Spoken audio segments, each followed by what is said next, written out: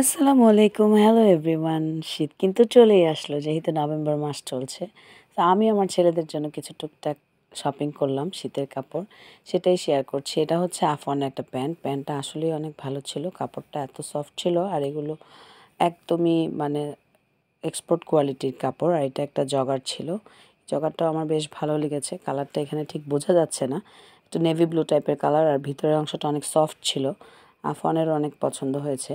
এটা ওর একটা গেঞ্জি ছিল।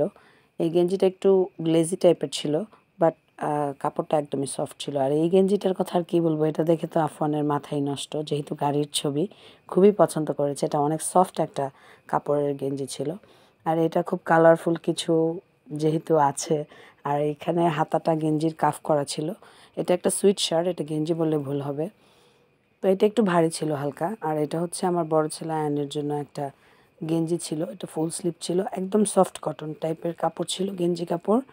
আর স্পাইডারম্যান দেখলে তো সবারই মাথা নষ্ট হয়ে যায়, তো ওদেরও মাথা নষ্টই হয়ে গিয়েছিল। মার্বেলের গেঞ্জি ছিল এটা একটা।